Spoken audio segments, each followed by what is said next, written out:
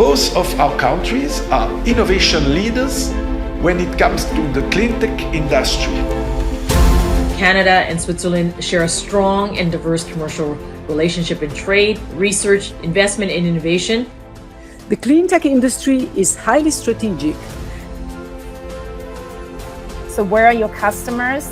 Where is the biggest potential? It's also about the people that I find is very attractive about Canada. Hydrogen is the solution to meet the emissions targets governments have. That's just the reality. The time is now.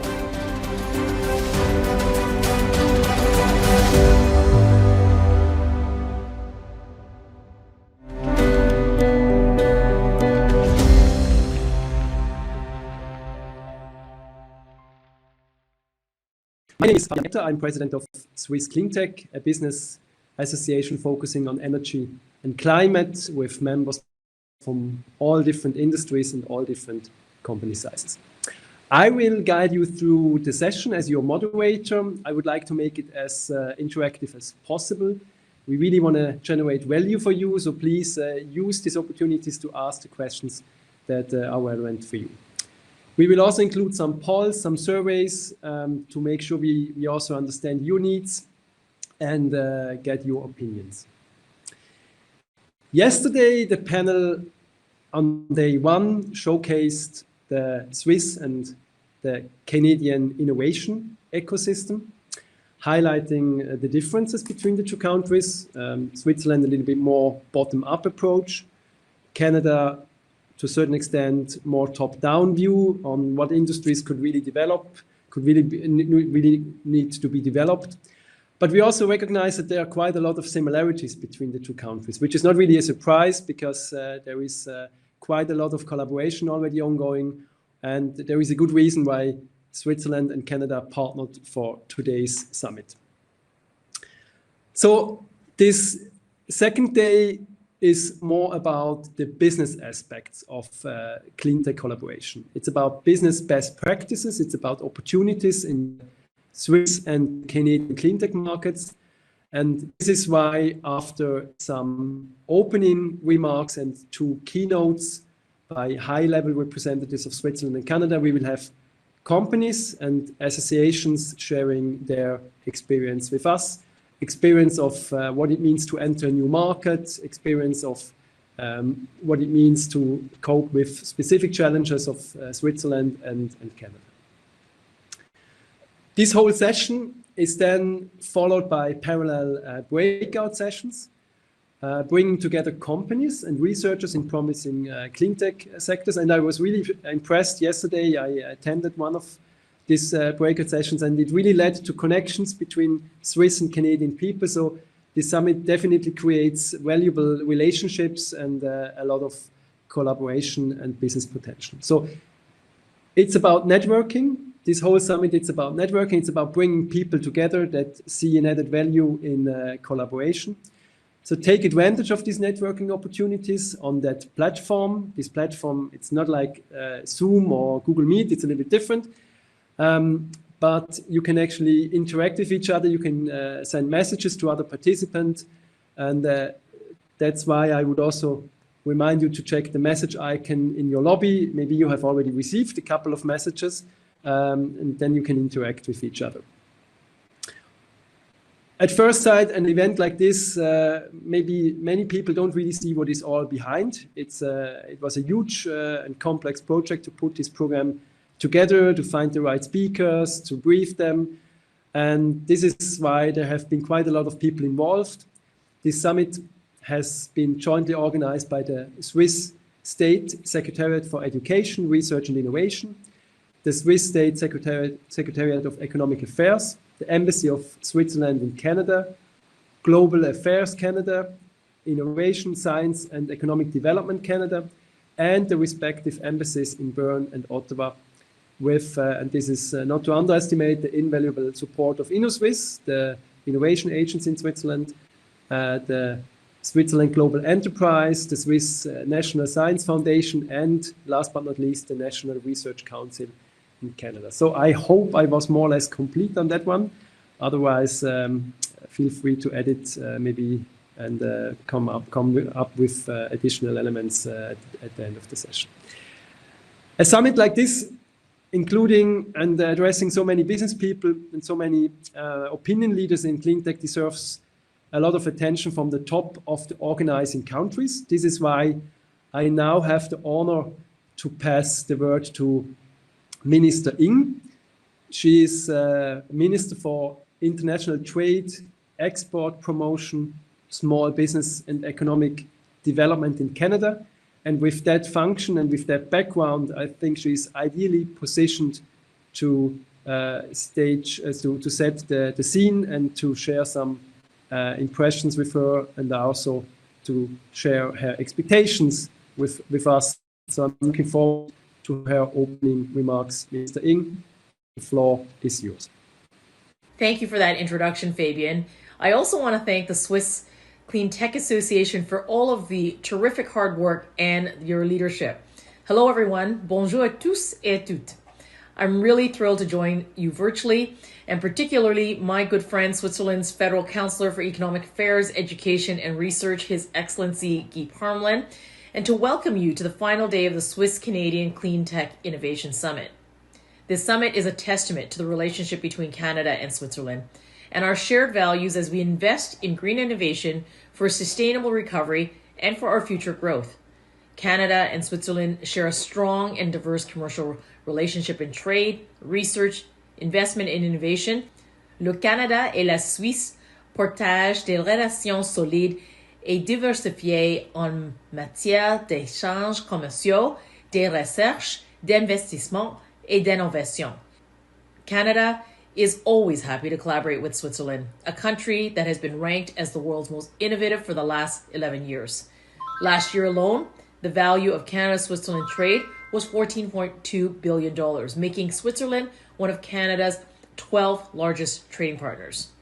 Here in Canada, our government has prioritized clean growth as one of the pillars of our economic recovery and our long-term growth and competitiveness.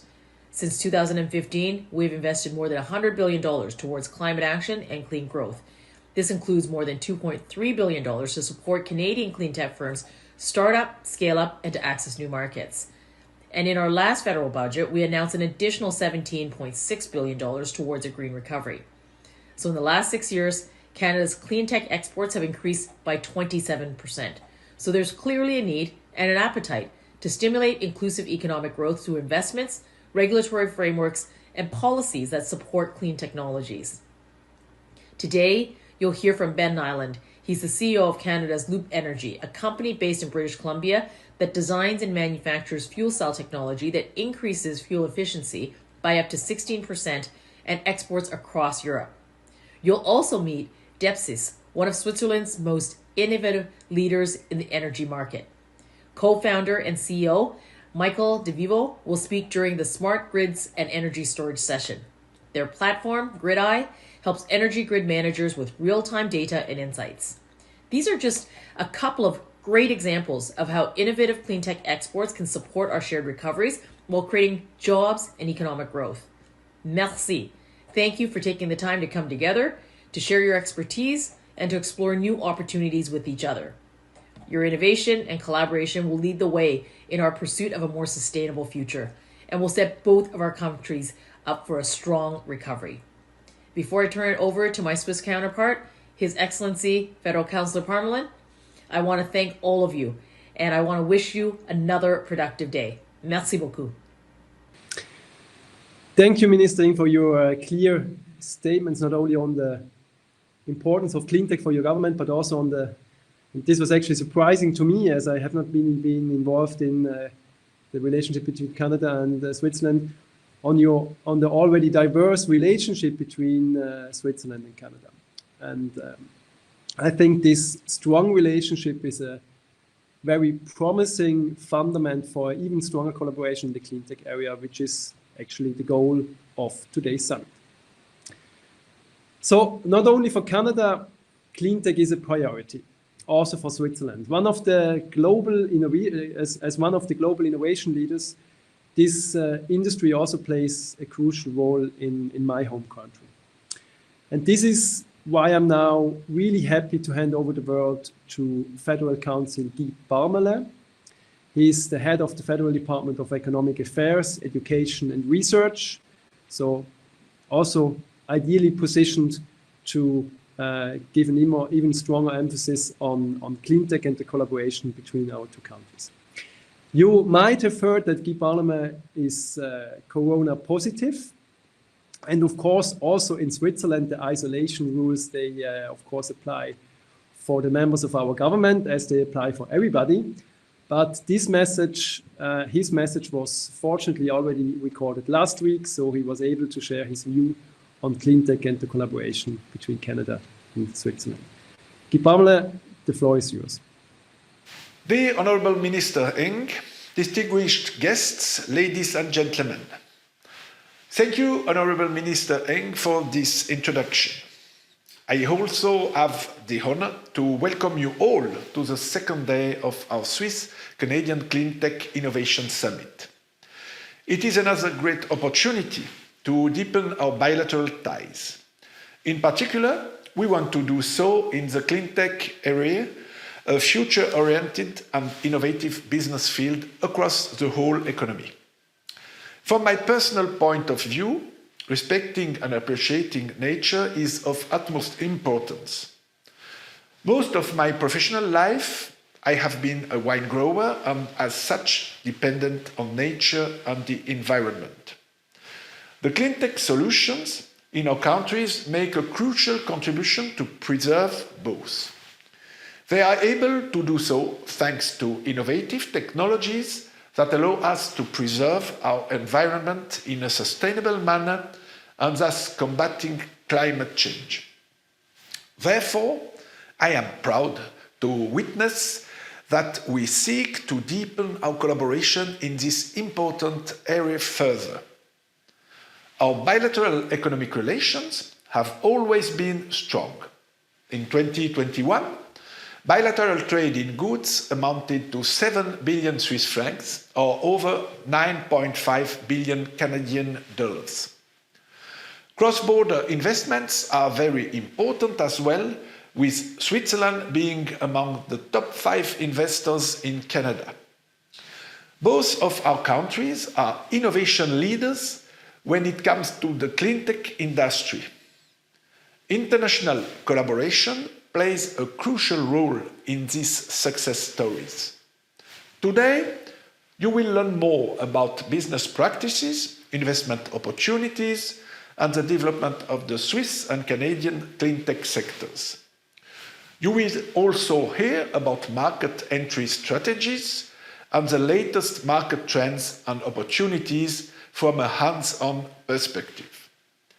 In the breakout sessions, the aspects of smart grid and water and wastewater management are discussed in depth.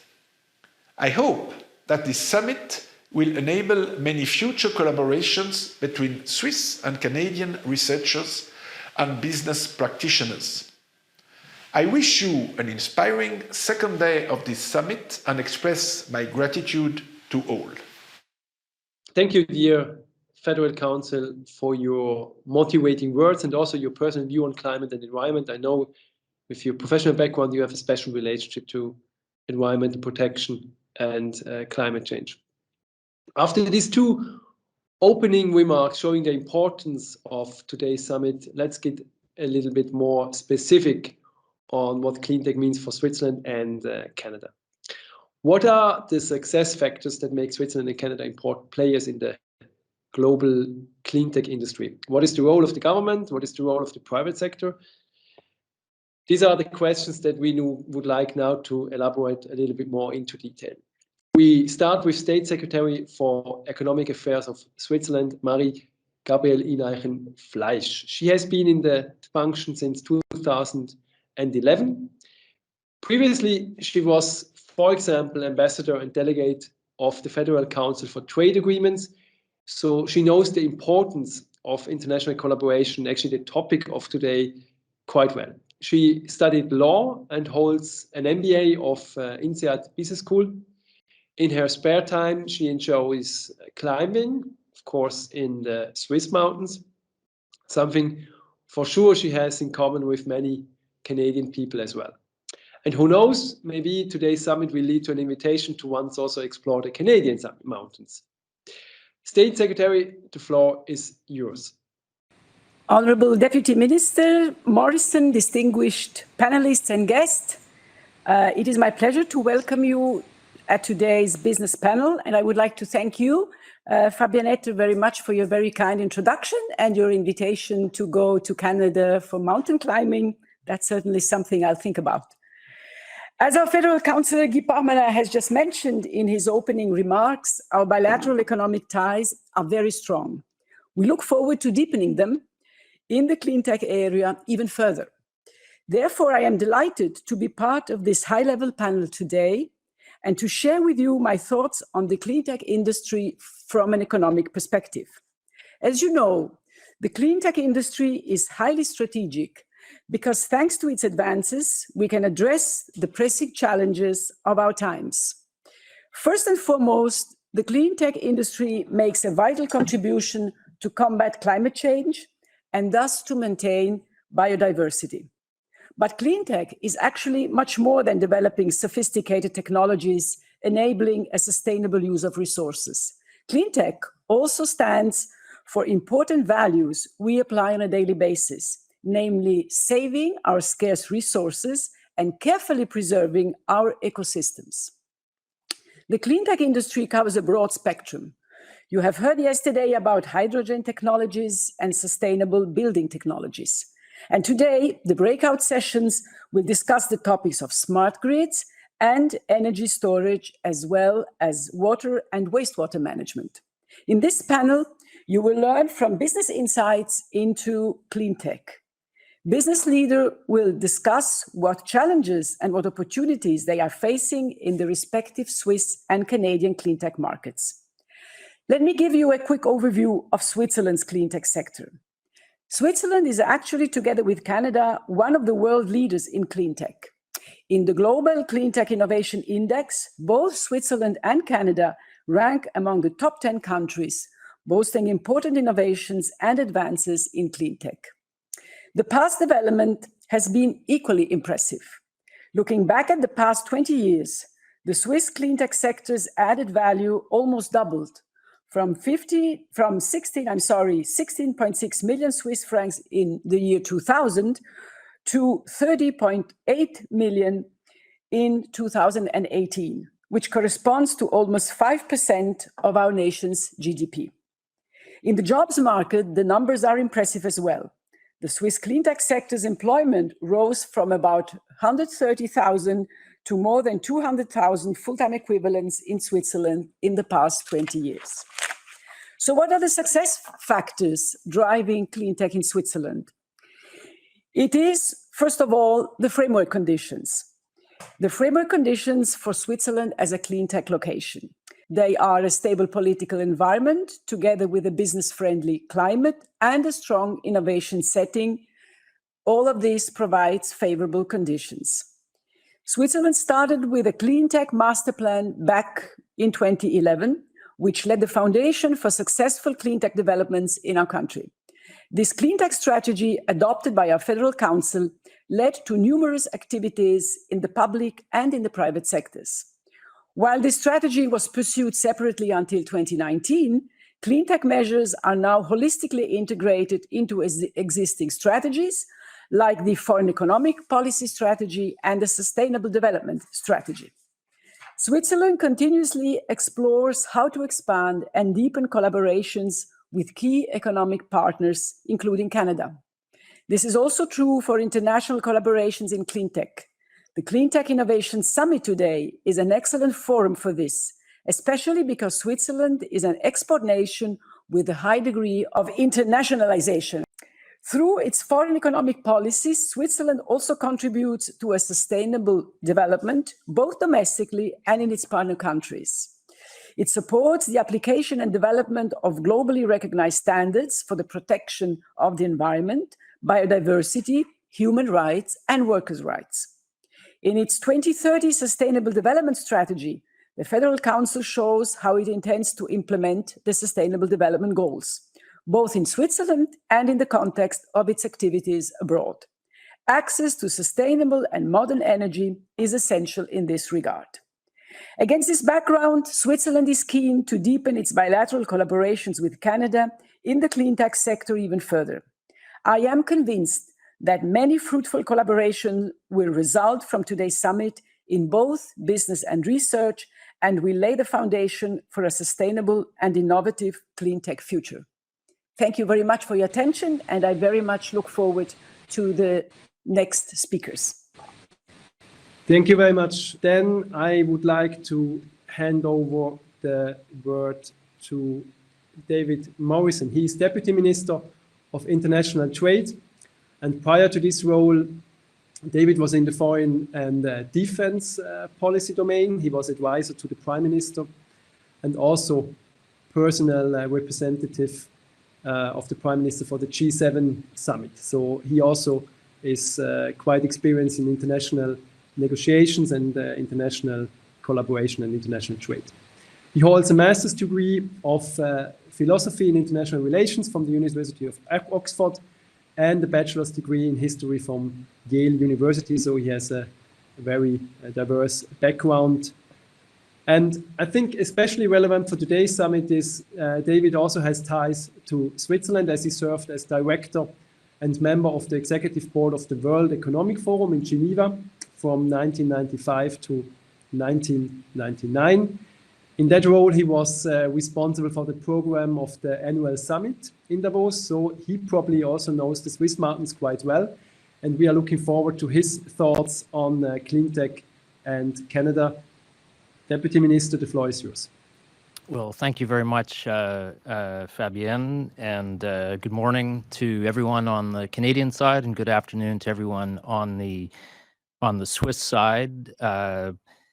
State Secretary Marie-Gabrielle, it's wonderful to see you again. I can't pass up the opportunity to extend a more formal invitation to join us in the Canadian Rockies. I know you're a stalwart member of our Ottawa group, so we hope to get you out there. I was there last week doing some backcountry skiing, and although they're not quite as high as the Swiss Alps, they were very beautiful, and it would be a great pleasure to welcome you there. So thanks to everyone in Switzerland and Canada who's making this forum happen. I'm pleased to join you virtually today to talk about how we can use green innovation to help build a sustainable economic recovery and to promote future growth. As you just heard from Minister Ing, my boss, in her opening remarks, this summit highlights the long-standing relationship between Canada and Switzerland and our deep people-to-people ties.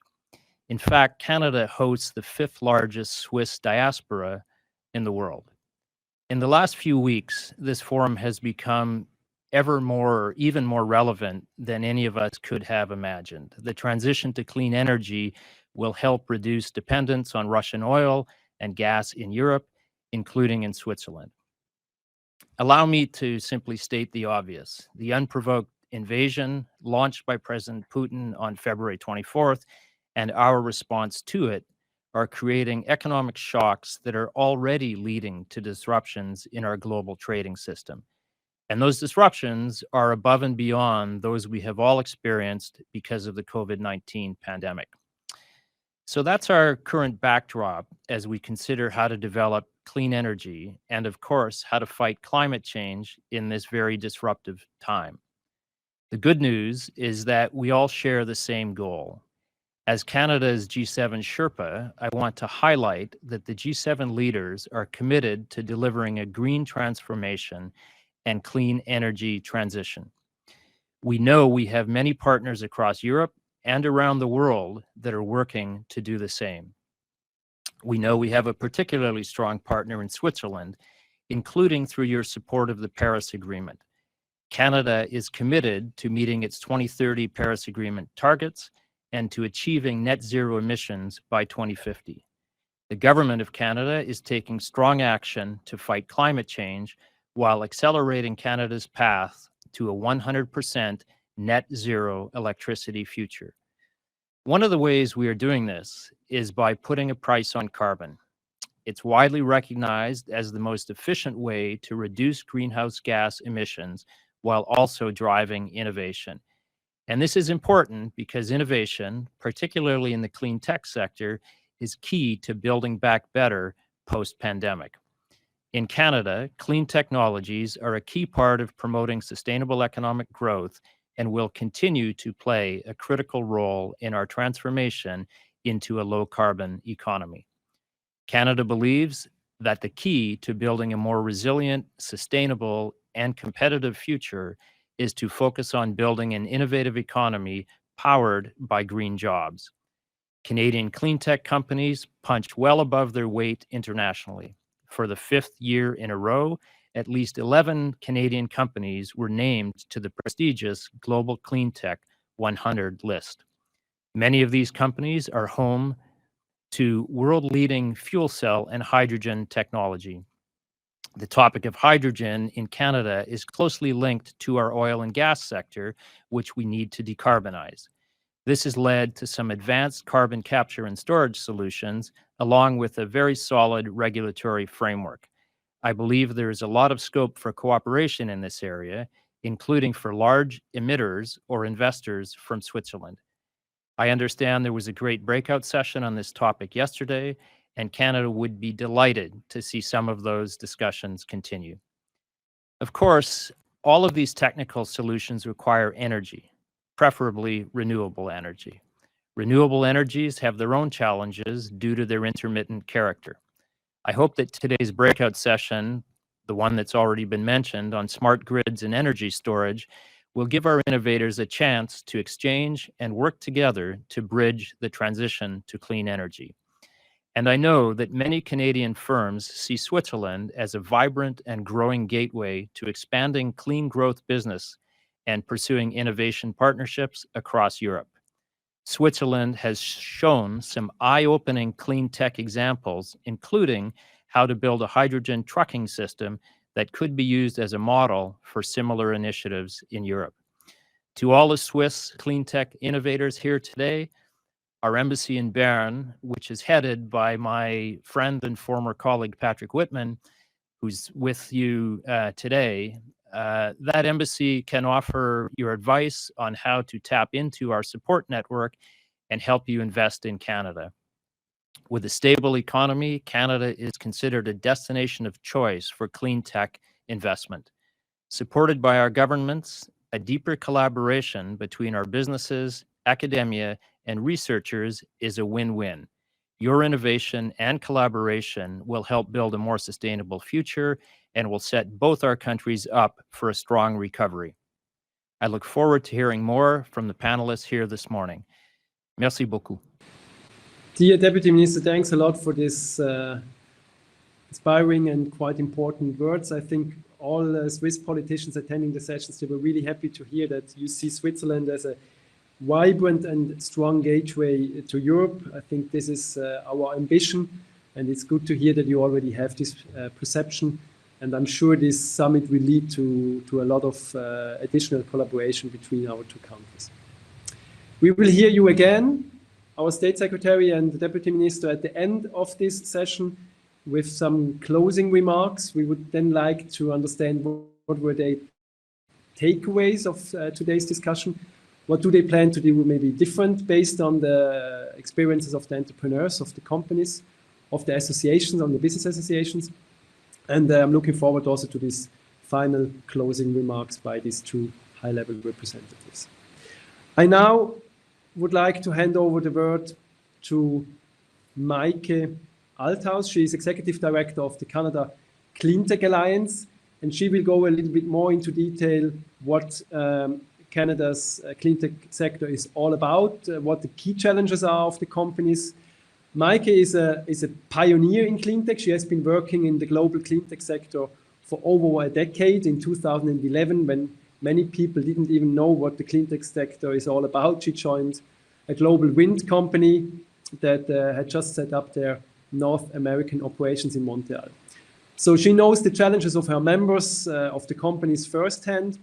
And according to her Twitter biography, she prefers the sea not the mountains. She likes to do sailboat racings. And Michael, we are looking forward to your insights about the Cleantech market in Canada. Yeah, thanks, Fabian, for that very kind introduction. Lake Ontario is a prime destination for sailing, so we have it all. So maybe one of the soft factors that speaks for Canada as a business destination is also the quality of life there. Before I start, I'm joining you today from Toronto, which is on the traditional territory of many nations, including the Mississaugas of the Credit, the Anishinaabe, the Chippewa, the Haudenosaunee, and the Wendat peoples. Again, bonjour, tout le monde, hello. And I'm really glad to be here today, and it's always a pleasure to be on bilateral international panels. I'm born and raised in Germany, so European by birth and Canadian by choice, and it's always great to be able to build bridges between the two continents. I would like to give you an overview, quick overview of the Canadian Cleantech ecosystem, and I'll start by telling you a little bit about Canada Cleantech Alliance. Canada Cleantech Alliance is a coalition of cleantech industry associations and accelerators. You can see the ecosystem on the slide that you're hopefully able to see now. And the key mandate of Canada Cleantech Alliance is advocacy on behalf of the cleantech sector on a federal level and connecting cleantech companies with buyers and investors.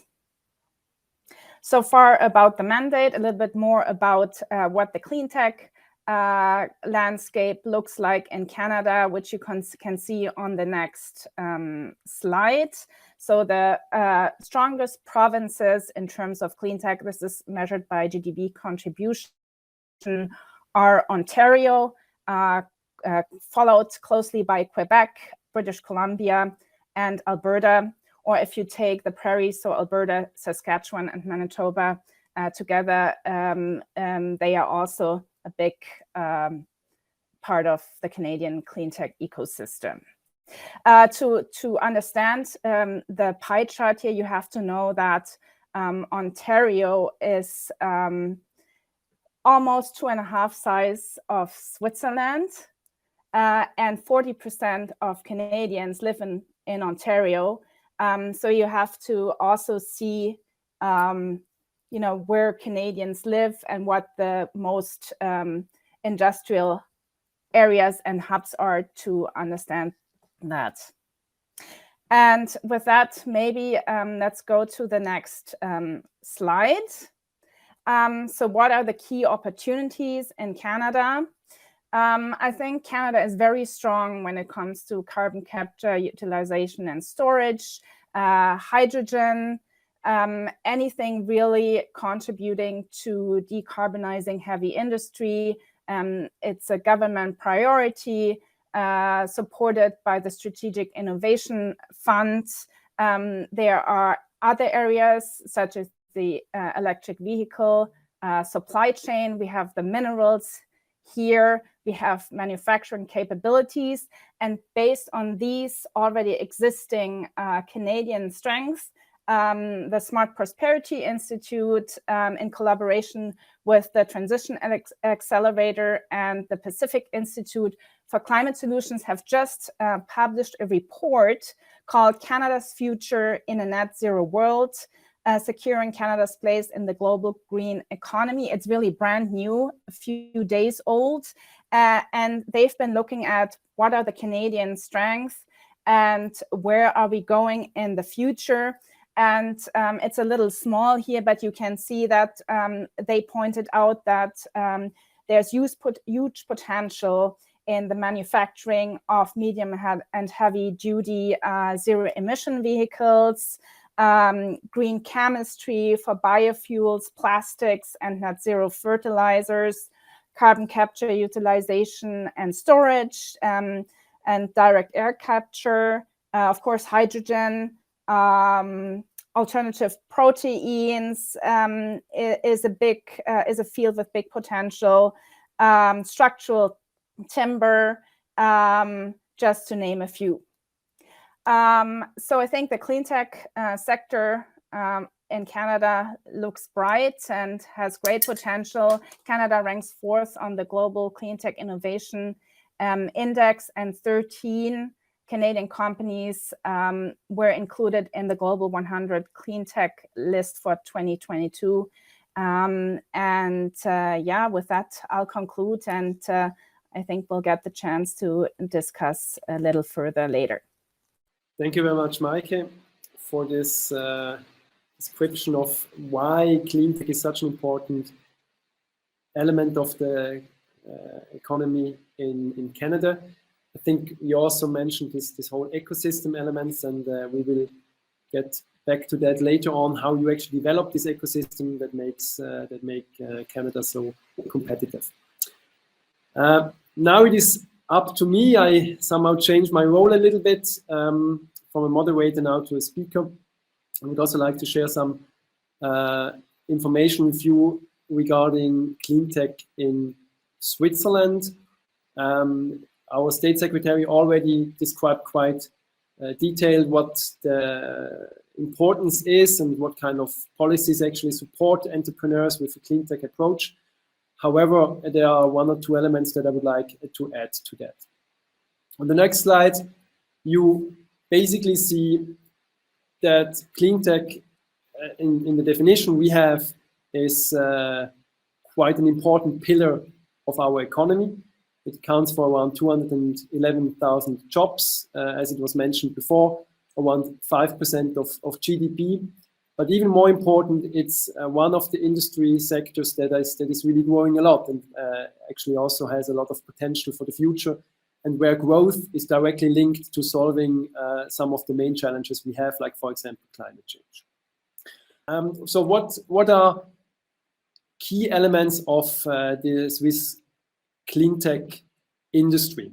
There are a couple of elements I would like to highlight especially. For example, renewable energy and energy efficiency, energy production is quite an important pillar of our Cleantech industry. Why? Among others, I think also because we decided to phase out nuclear power in Switzerland, and this decision to phase out nuclear power led to a lot of innovation in producing renewable energies and making sure that we have companies, for example, providing energy management systems.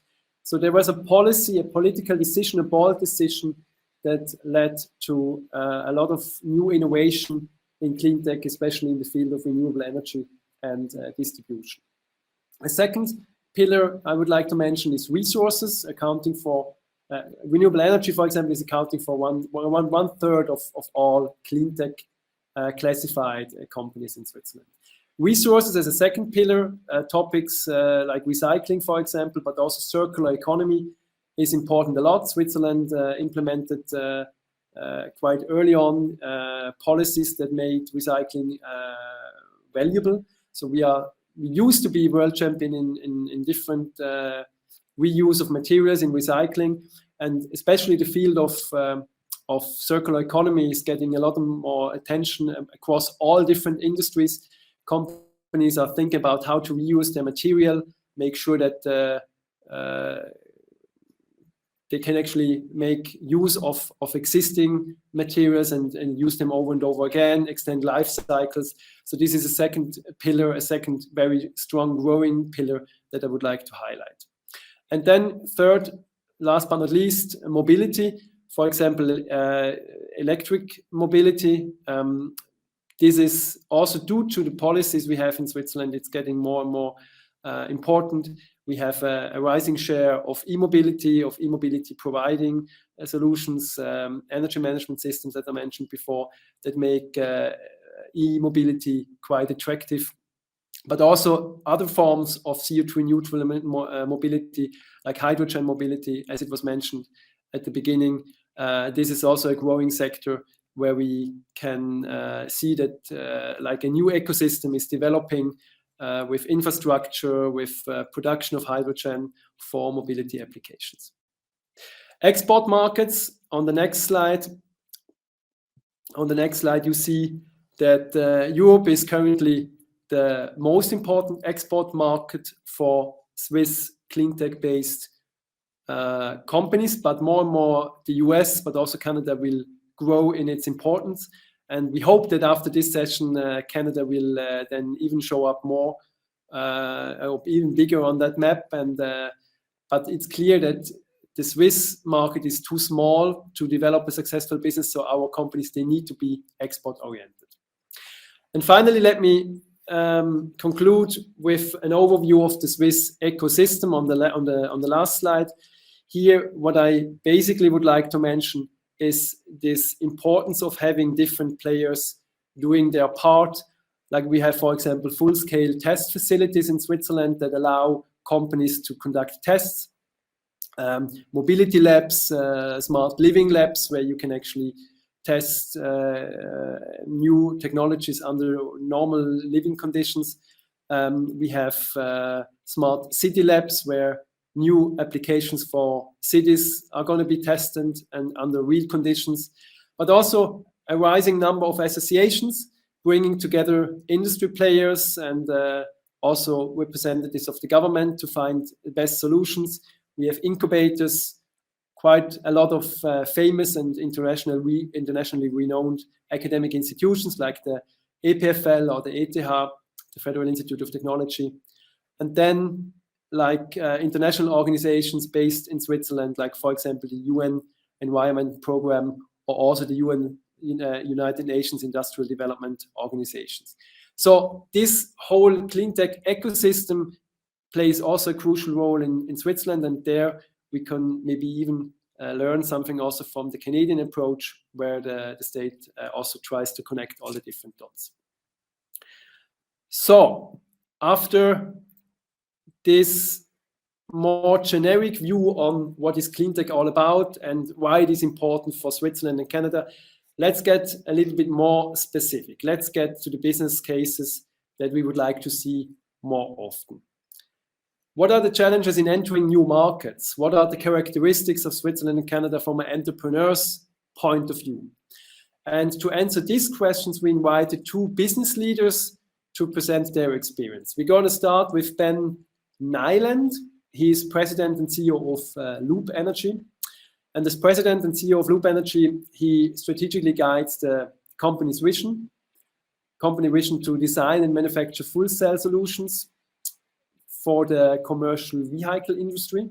So that's quite an important sector for decarbonization. In mobility area, we haven't really seen the progress we would like to see.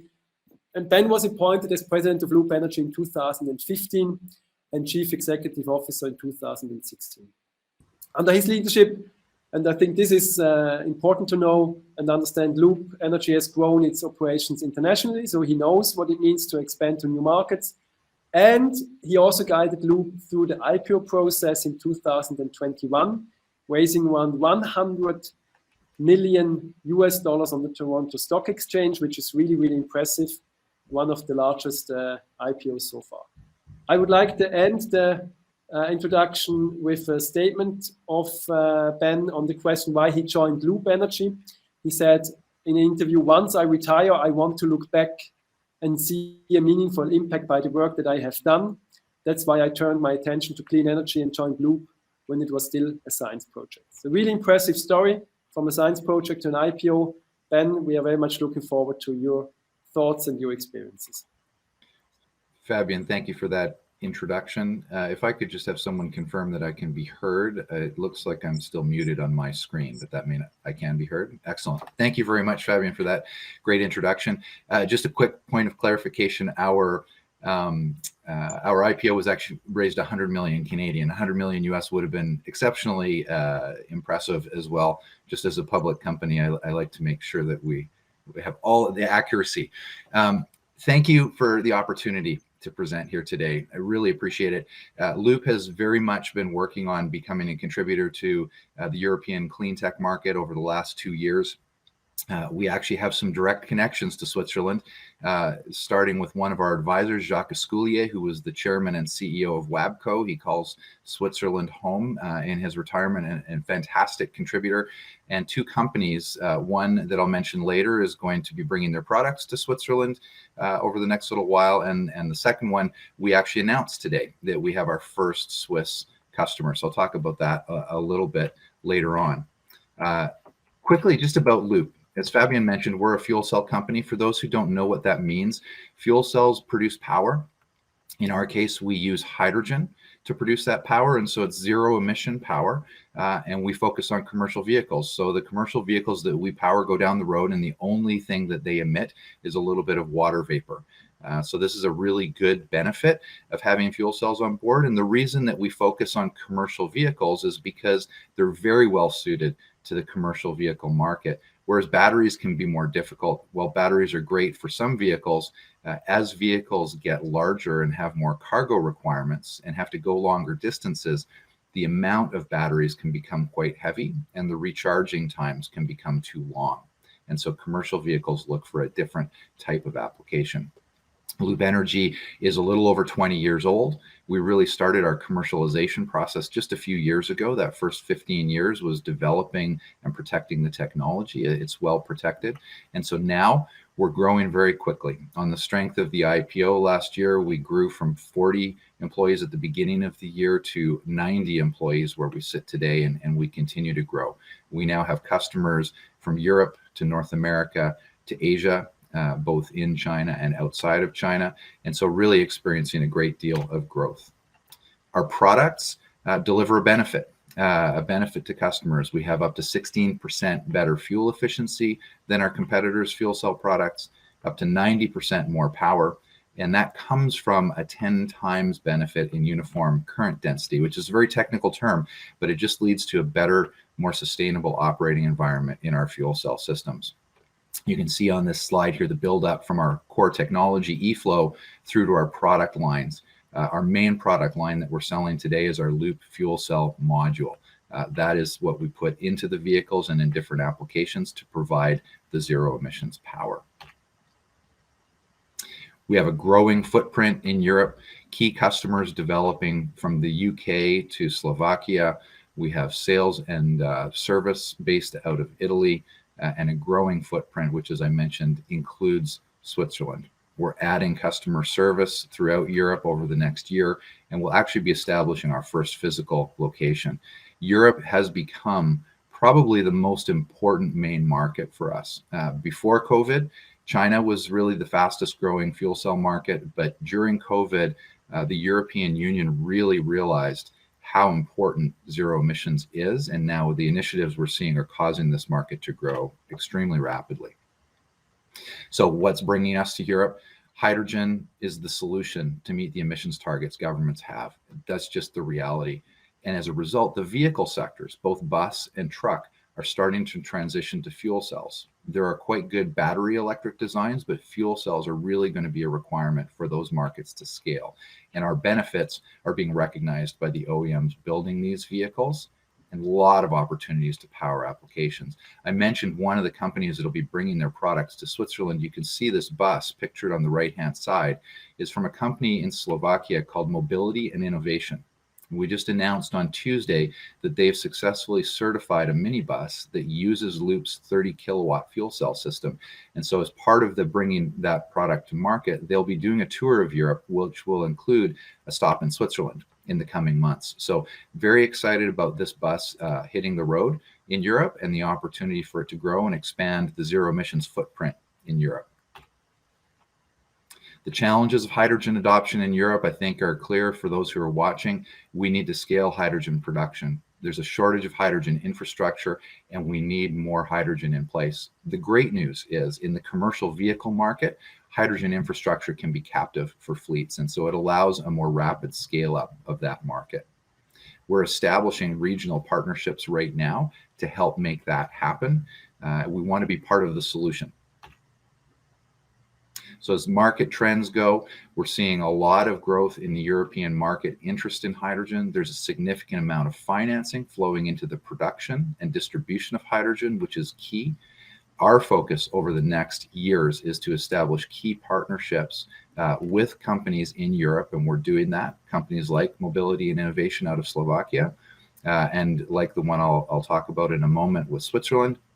We're launching a new product, our 120 kilowatt product, which expands our product line and allows us to power larger vehicles over longer distances so that we can really cover off 90 to 95% of the commercial vehicle market. And we increase the number of customers in our customer adoption cycle. We'll see more and more companies deploying zero emission vehicles, and that's good for everybody.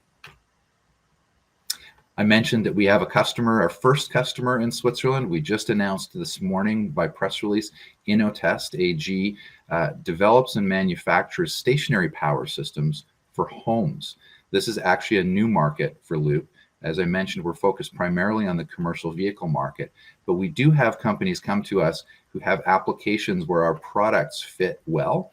And when that happens, we engage with those companies. And so this is one of those examples. Very excited to have Inotest join the Loop family of customers, and very excited that it just happened we were able to announce that today on the date of the summit. So I think a great example of how Canadian and Swiss companies are working together in the innovation sphere to make clean energy happen. So that's the end of my presentation. Again, thank you very much for the opportunity to present. Thank you, Ben, for this really impressive and entrepreneurial story, and also good to know that you have more and more success in addressing the Swiss market.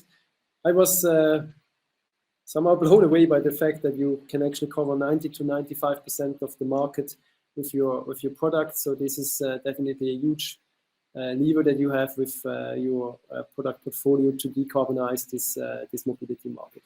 We will go into more detail during the panel discussion, also what the challenges maybe were then when you entered the Swiss market.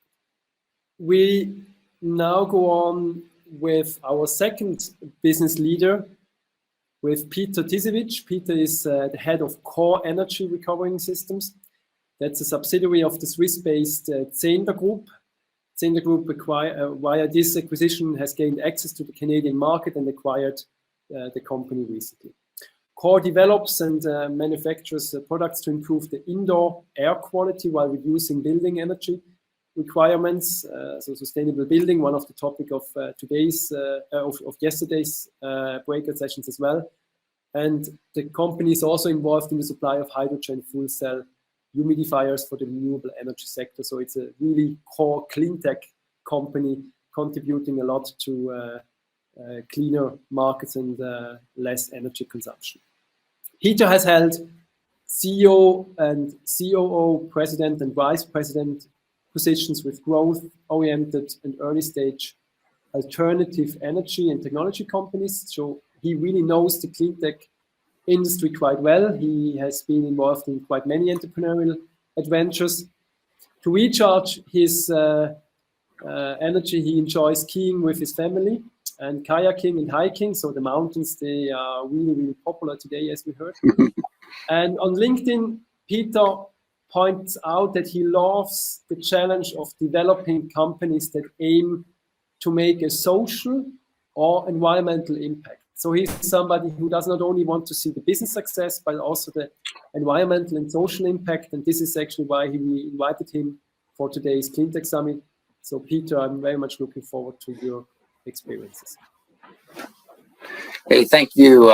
Thank you very much for that introduction, Fabian, and great to hear about the progress that Loop is making as well, Ben. And it reminds me of what attracted me to the Vancouver market 20 years ago.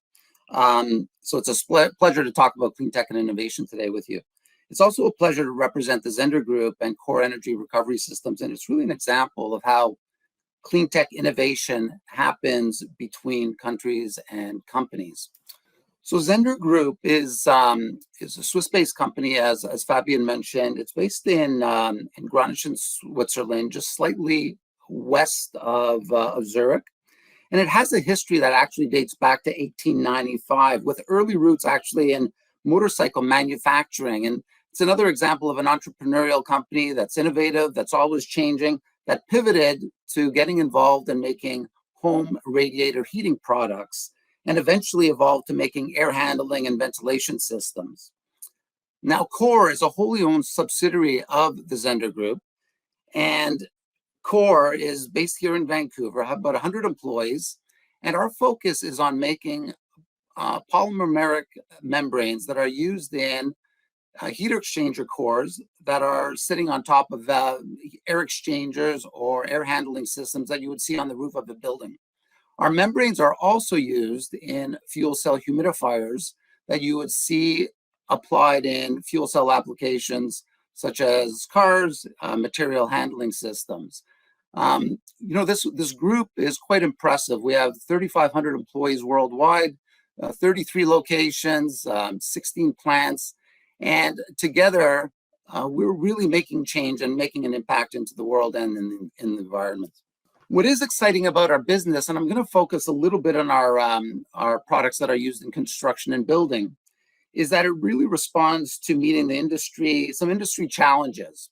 Our heat exchanger products are driven by some of these interesting industry trends. What we're finding is that buildings have a requirement now to be more energy efficient, smaller carbon footprint. And as a result, municipalities, governments are requiring stricter energy codes be applied. That's requiring that buildings consume less energy. Therefore, in some cases, you need a more airtight design for a building. You want to preserve as much heat and energy as possible. But what happens when you do that is sometimes indoor air quality starts suffering. And as a result, you need some good solutions for ventilation technology. And that's really what our technology addresses. So Core found a way to use some proprietary technology to really enable the recovery of heat energy as a room is being ventilated. So just imagine you're in your home today and it's nice and warm. You're cooking something, maybe you're cooking some fish. You want to ventilate your house. You want to turn on the fan, or you might want to open the window to ventilate the room. Well, when you're doing that, sure, you're bringing fresh air into the room, but you're also exhausting a lot of warm air that you just spent a lot of energy heating. So we have a technology and a product whereby we use a core that allows us to recapture the energy that would normally be exhausted to the outside and does not allow the odors to come back in. So we manufacture a core, uses our membrane, and our membrane allows heat to transfer between two airflows, but it doesn't allow the odors to transfer between those two airflows. So you bring in all the energy that you would normally exhaust to the outside and also keep all the fresh air coming back in without having any of the odors remain in the house. So we're recovering the energy that's normally exhausted, and we're really exhausting all the stale air. The real benefit is improved air quality, smaller carbon footprint, and really reduced energy bills. I talked a little bit about how that works in the winter time when you're trying to recapture warm air, but it also works in reverse in the summertime. But we didn't start in ventilation. Core did not start as a ventilation company. It actually started as a company called D-Point in 2005. And as with many startups, the path to commercialization was not a straight line, and it included a lot of pivots along the way. In 2005, the company was called D-Point, and it was founded based on a licensed technology for fuel cells, specifically fuel cell humidifier products. However, back in those days, the hydrogen economy, fuel cells, was not growing as quickly as it is today. And the company realized that it had to pivot at that time. So it took that technology that was originally intended for fuel cells and decided to apply it for air handling and ventilation. Around the same time, 2010, 2012, the Zender Group in Switzerland was also interested in energy efficiency in buildings and recognized the need for better energy and recovery solutions. D-Point and Zender, along the way, came across each other, recognized the high performance of the D-Point product and specifically that membrane, and started to become a customer of D-Point in around 2010, 2012. Eventually, the Zender Group, recognizing the benefit of some of that polymer membrane and the technology that was developed by DuPont started at making investments into DuPont, enabled some of the scale up in manufacturing. And by 2015, Zender bought the entire company. And in 2017, we continued to see growth in our energy recovery system products. And the company was acquired and then rebranded eventually from DuPont to Core Energy Recovery Solutions in 2018. Now, going forward from 2019 to where we are today, the business for air handling, energy recovery from ventilation is growing dramatically. And what we're seeing is a huge resurgence in our fuel cell demand for our fuel cell products as well. So as I mentioned at the beginning, hasn't been a straight path, but it's interesting how we started in fuel cells, pivoted the technology towards energy recovery in buildings, and not only we're continuing to focus on that segment of the business, but also now focusing on the growing fuel cell market as well. This is really just the final, I think that's the final slide. This is just a great example of how, technology was developed in Canada. A Swiss-based company such as the Zender Group was very progressive in recognizing a technology, adapted it, applied it, and really enabled the growth of the core group here in Canada. And currently we're still manufacturing in Vancouver, and we look forward to continuing manufacturing in Vancouver. So I'll turn it back to you, Fabian, and look forward to discussing more of those maybe operator perspective aspects on technology development and collaboration between countries and companies. Thank you, Peter. Definitely a good example of the fact that you need to be flexible and dynamic to be successful and somehow change also your offering and adapt it to new policies and new developments. So I would like now to come to the stage Ben, Mike, and Peter, so we can discuss a little bit more what it means to expand to new markets. So I think we have together here now a lot of expertise. And I would like to start with a question to Ben. Ben, you explained to us the strategic importance of Europe as a market, that it became even more important than China. What role does Switzerland play in that strategy? You mentioned first customers and things like this, but what is your impression of the Swiss cleantech sector, of the Swiss market, maybe also what you have heard today? How do you evaluate Switzerland as a market for you and other entrepreneurs? So I think I would answer that two different ways. So obviously, Switzerland, from our perspective, is a very progressive market, especially as it relates to fuel cells and zero-emission commercial vehicles. Switzerland entered into a relationship with Hyundai a few years ago to put heavy-duty fuel cell vehicles on the road as a priority. By far the largest project outside of China with fuel cell vehicles, and I think really an indication of Switzerland's commitment to being a leader in the space. I mentioned that Mobility and Innovation is doing a European tour.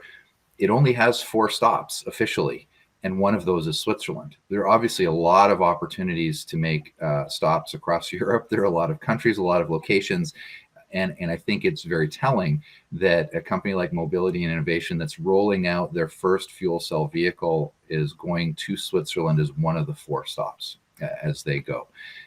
And we see as well with our relationship with Inotest that is new and budding, a new market developing. So I think Switzerland's a real leader in the space, which is fantastic.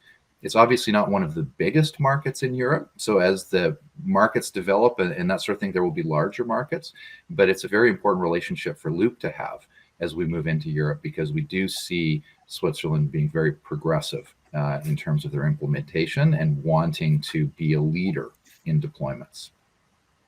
So you can actually confirm the statement of your Deputy Minister that Switzerland can also somehow serve as a gateway in a strategy to expand to Europe in general.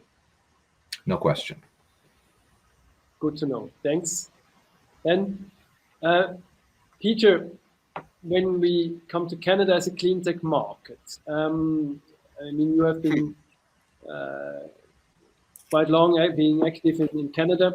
And how do you evaluate the Canadian cleantech market, like from your practical experience? What are the, and maybe also Is it something that you would recommend to other companies to enter the Canadian market through an acquisition, as it was done by the Zender Group?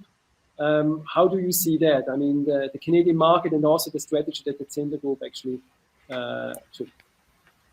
You know, thank you, Fabian. And I have to say, I'm very very positive about the Canadian market. I've had the pleasure of running a solar company, hydrogen company, wind turbine company, and I'm very proud to be working with an impactful company like Zender Group as well. And I do think Canada is a very attractive location for several reasons. Number one, we've already heard about a lot of the Canadian policies that are being introduced by government, frankly, whether that's to do with everything from electric vehicles to promoting hydrogen economy, sustainable buildings. Those are all things that help us demonstrate our technologies and really demonstrate Canada's commitment to greenhouse gas reductions, etc. But you know, it's also about the people that I find is very attractive about Canada. Canada is quite unique. We develop a lot of cool technology, a lot of interesting renewable technology, but we also have a very strong manufacturing base. From my perspective as an operator, what is very important for me is that to be able to not only develop the technology, have those clusters that have that available technology, but also have manufacturing capabilities, understanding to allow that commercialization. It's great if you can develop the technology, but if you can never make it viable, that's not as effective. So the fact that we have a strong manufacturing base, whether that's in Southwestern Ontario, driven by the automotive sector, aerospace sector, those are big catalysts for accelerating development and commercialization. You know, one of the things that I found that are very attractive about Canada too is you have these critical masses of technology. You know, Vancouver, when I arrived here 20 years ago, I was attracted by the fuel cell industry. At that time, it was Ballard. It's incredible how much of a critical mass of technology has now developed in Vancouver around fuel cells, hydrogen generation, storage, carbon sequestration. You know, there's that critical mass that makes it very attractive to be here as well. You know, I think those would be some of the main things, Fabian, that I would say make Canada very, very attractive. The last thing I would also say, just as Switzerland, Canada is also very, very diverse. We're very multicultural. Being in Canada gives us great access to the large US market, but it also gives us excellent access to Europe as well as to those Asian markets. And because we have such a multicultural group here, we're very comfortable working in all those other countries. I think we have a very global perspective, similar as the Swiss, and that really enables us to do business effectively. I've had teams involved in whether it's solar, wind, or hydrogen, working in oil and gas, that are very flexible, very easy to move them to those different locations. And that's what I think sets us apart. And that's what excites me about working in the Canadian clean tech innovation sector here. So Peter, there was no cultural shock after the acquisition by the Swiss company Zender Group, so that worked quite well as far as I understood. You know what, there are always integration challenges, but I have to say Zender was always very supportive of those integrations and very sensitive to those. And you know, they've always made sure that they have local representation to make sure that somebody here is familiar with those cultural nuances as well. Thank you, Peter, for pointing out the different strengths of Canada as a clean tech market. I think, Mike, it must be really cool for you to hear all that, like this very good feedback on the strengths of Canada. Let's get a little bit more specific. If somebody after this session comes to the conclusion, yes, Canada is a market that I would like to explore, that I would like to enter, because it can also maybe serve as a hub to the US, things like this. How can you and with your organization help this kind of companies? Could you maybe, for example, connect with local partners, companies? What could you do? What could you offer to our Swiss participants? Yeah, so that's a great question. So my advice would be, depending on where you are located and you decide to settle, become a member of that regional or provincial ecosystem. If you are in Quebec, you're in good hands with Ecotech Quebec. If you're Ontario, as the Ontario Clean Technology Industry Association, and so on and so forth. They can help build bridges. Canada Cleantech Alliance does activities and initiatives where we bring together cleantech companies with investors and buyers. For example, we are currently running a program with the Clean Resource Innovation Network, where we connect oil and gas companies with early stage cleantech ventures that have potential solutions for the oil and gas sector. And doing this connection work is very important, and all the associations across Canada, as well as the accelerators, depending on where you are, can help with that. So really playing this crucial role of connecting innovative startups and the established players. So there you also play an important role. Okay, good to know. And of course, the same is true for Switzerland. There are a lot of organizations helping Canadian entrepreneurs who want to use Switzerland as a gateway. So Switzerland Global Enterprise, also Swiss Cleantech are really happy to help. I'm really glad to see we now received the first question to our panelists from Greg Robert. He wants to know how do we find the balance between investing in needed innovation and scaling the deployment of existing cleantech solutions to speed up emissions reduction? I think that is a very important question. I mean, we know that we have most of the technologies needed for the decarbonization to reach net zero. Our cleantech pioneer Bertrand Piccard recently said there is no new or hardly no new technology needed. We know what is to be done. So how do you see that? Scaling up existing solutions, making sure that they reach more market share, and investing in new, maybe disruptive approaches. Peter. From a technology development perspective, I would say as a company that's starting up, and if they do want to commercialize quickly, I think they have to take a look at whether it's strategic investors, strategic suppliers, strategic customers. Having a strategic customer, so when I use the example of Zender, Zender initially started off as a customer of Coors. They got used to using our products, eventually started integrating those products more, and then they eventually bought the company. Finding that strategic customer that's going to provide you with those market insights, and then being able to leverage their infrastructure to help you scale up, I think is crucial. And that's what enables you to scale up. Starting up a technology company without strategic partners as suppliers or customers that might be eventually future investors, I think is a very, you have to do that if you want to be able to scale up quickly, in my view. So those are some of the important elements that I would consider. Finding a strategic customer, finding strategic partners, finding a strategic suppliers. Those are some key enablers from my perspective. Okay, finding the right customers. Ben, your view on scaling up existing solutions and developing new approaches? Yeah, so the quick answer is we're going to need both, right? So the existing approaches can definitely solve quite a few of the issues, and moving those forward, we're going to continue to need innovation. There are always going to be ways to improve existing technologies, bring new technologies along. But maybe I'll just speak to how we see the scaling up happening in the markets that we're going after. We operate in the commercial vehicle space. The end customer are fleet operators. Fleet operators want to buy vehicles and know what those costs of the vehicles are going to be over the lifetime. And we're getting to the point where they can understand that. But the thing that's missing in some markets is certainty around what the regulations are actually going to be. So it's difficult for fleet operators and the big vehicle manufacturers to make decisions about how to deploy capital if they don't have certainty about what the policies are going to be going forward. And so we see large entities, large companies like Cummins owns 20% of Loop, making significant moves, acquiring companies, investing in technologies, and really moving things forward. They want to move forward. Large trucking companies want to move forward. But in the absence of really knowing what the policies are going to be beyond paying lip service to 2030 goals and 2050 goals, and I don't mean to minimize those, but there needs to be really tangible rules around this so that companies can make those decisions. In the absence of that, we're working with large entities who are moving things forward, companies like Cummins and others.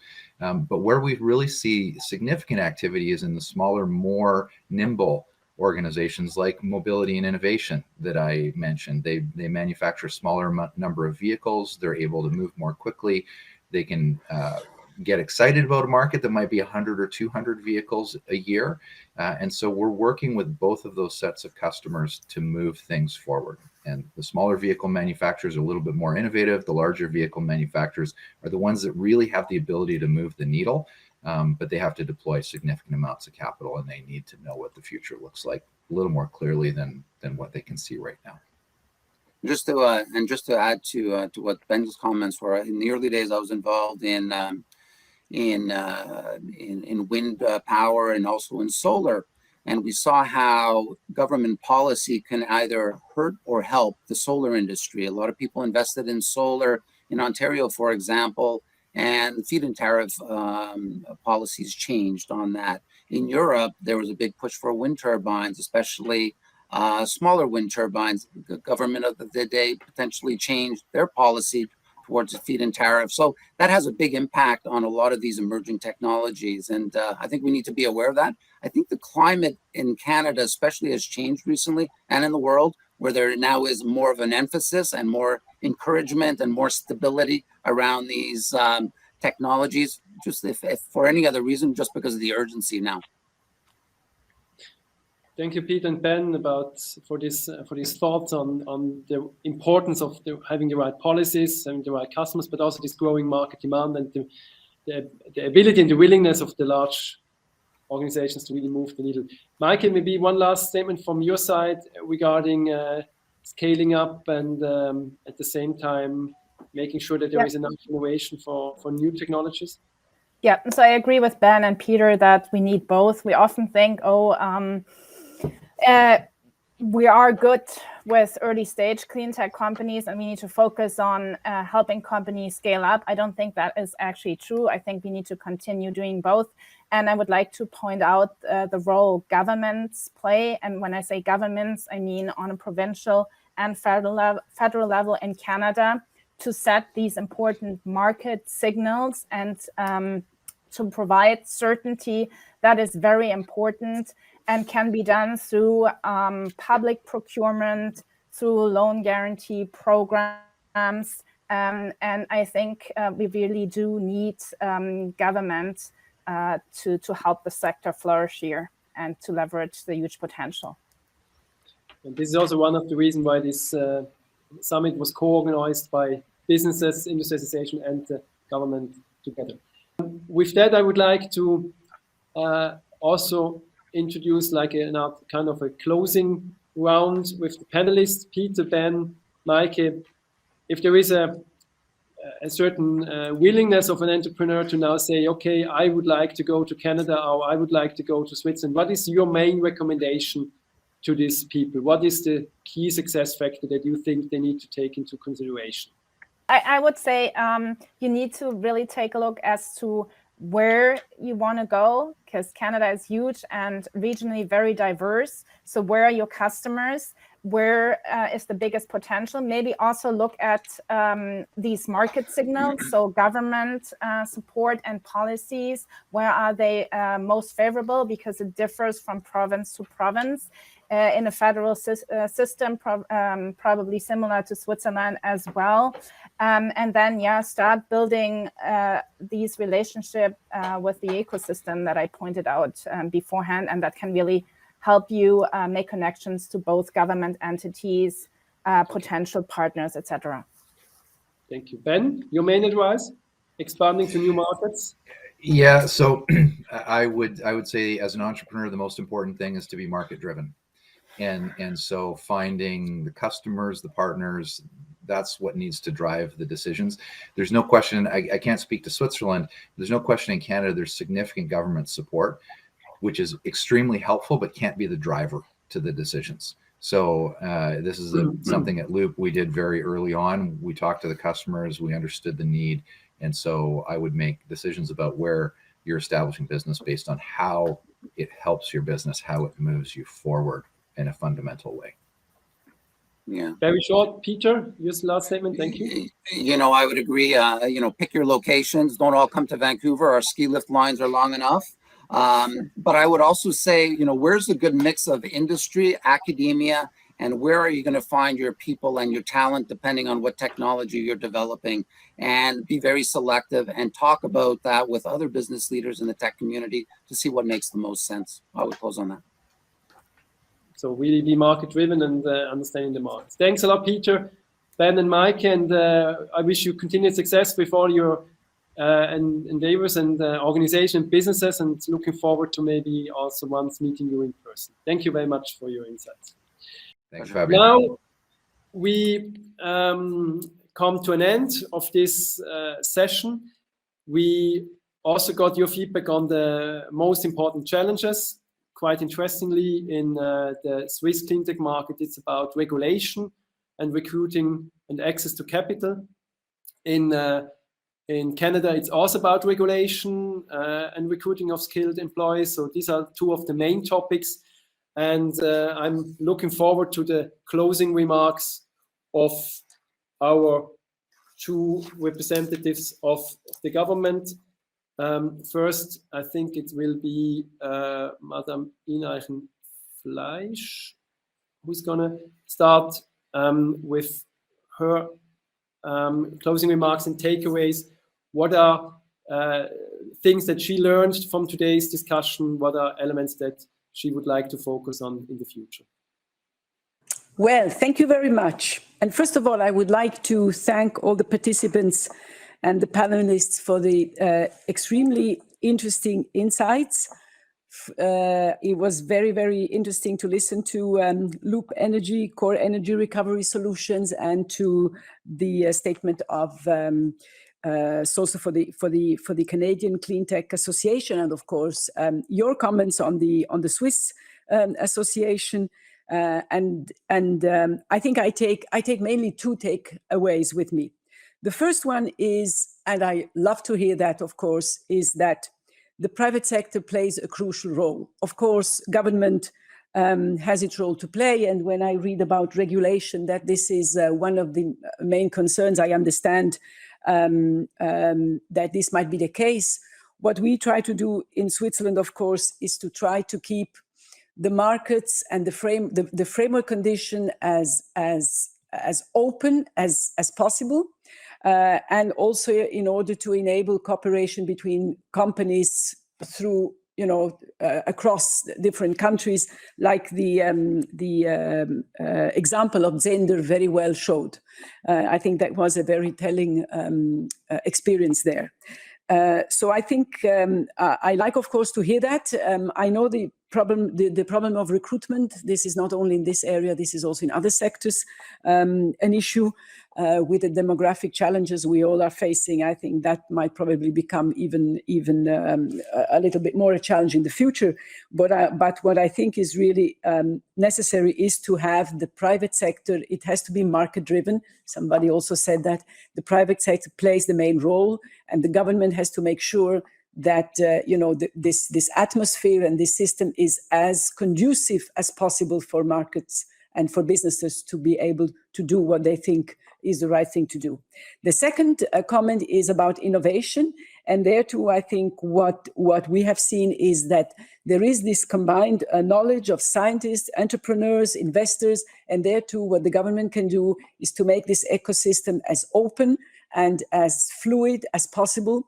And there to be careful that regulations don't interfere too much, but allow for this exchange. So all in all, I must say it was a very interesting panel. I would like to thank you once again for all the insights we got, and I am I really hope that this cooperation that we have between Canadian and Swiss companies can continue in the future, so that maybe when we have another such summit in a few years, we see that the cooperation has grown and is stronger than it is even today. Thank you very much, and I give back to you the floor. Thanks a lot, dear State Secretary, for these very specific takeaways, and I'm sure they will also be reflected in your future work, especially as regulation is one of the topics that is of concern. And thanks for strengthening and highlighting the importance of the private sector. Now I would like to give the word to Deputy Minister Morrison to share his takeaways, personal takeaways with us. Well, thank you, Fabienne. Thanks to Ben and Peter and Marie-Gabrielle as well. This has been an absolute pleasure for me to participate with you today. I thought it was a great panel. I'm pretty new in my job, and I'm very new to the clean tech sector, so it felt like I got a master class in clean tech and its potential. Left me with 3 takeaways. The first 2 might be a little bit anodyne to people that spend their lives and their every waking hour thinking about clean tech. But my first takeaway is just how big an opportunity this is. I feel like I'm talking about, the internet in 1995 or 1996, and there are folks out there that are going to make it happen, or many generations earlier on the edge of the internal combustion engine. These are I guess I knew at some level just how transformative all of this was going to be, but the size of the commercial opportunity, I think, is one of my takeaways. The second takeaway is something I alluded to in my opening remarks, and that is that the time is now. If anybody out there on the Swiss side or the Canadian side was at COP26 in Glasgow, we really do have a burning platform, and there is no choice other than to act. And again, per my opening remarks, what is happening right now in Russia or in Ukraine, and what it's done to energy markets, and how it is leading to a leapfrogging of the sort of necessity to accelerate the transition, I think is also quite remarkable. So opportunity huge, time is now. And then my third takeaway is the same as Marie-Gabrielle's first one, and that is where we ended on the appropriate role of markets and the private sector and the appropriate role of the public sector. And I fully subscribe to the sense of this has to be market driven, or it's not going to work. But as I think Marie-Gabrielle tried to say, it does need to be a partnership, and we in the public sector will obviously try to get the frameworks right and help to set appropriate incentives. That requires a feedback loop from you, the innovators, to us, the policymakers. And I think the policymakers here include those involved in innovation, those involved in trade policy, those increasingly involved in national security policy and climate policy. So it's a complex policy equation, but as I said at the outset, I know that we all share the same outcome. Finally, I would just say on Canada and Switzerland that it seems to me this is a partnership made in heaven or the mountains or somewhere significant. The point's been made about how much the two countries have in common. I think Peter said we're both kind of outward facing or globally oriented. That has to do with the limited size of our internal markets. In terms of Canada as a place to invest in clean tech or to collaborate on clean tech, it's worth noting that we're the only G7 country that has a free trade agreement with all of the other G7 countries. So we do bring the advantages that have been talked about innovation and stability, but we also have an enviable set of trading agreements for most of the other major economies in the world. So lots in common. I thought we had some really great Canada-Swiss examples in terms of core and loop. And I wish you all the very, very best in the rest of your deliberations throughout the day. Thank you. Thank you very much, David, also for your clear emphasis on the fact that the time is now. Now it's also the time to close this session. I would like to close from my side with a short story of Swiss Cleantech pioneer Bertrand Piccard, who wanted to fly around the world with solar energy only. He then talked to a couple of airplane manufacturers and told them that, hey, this is a great idea to fly around the world with solar power only. They all told him that this wasn't really possible. And then he talked to shipbuilders. And as they didn't know that it was impossible, they did it. So sometimes these challenges in solving the climate crisis, they seem to be quite challenging, but let's just do it. We know how to do it. We have the solutions, we have the connections. And I think today's summit will provide a good fundament of even a stronger collaboration between these two cleantech frontrunners, Switzerland and Canada. Thanks a lot and have a nice day. Have a nice evening.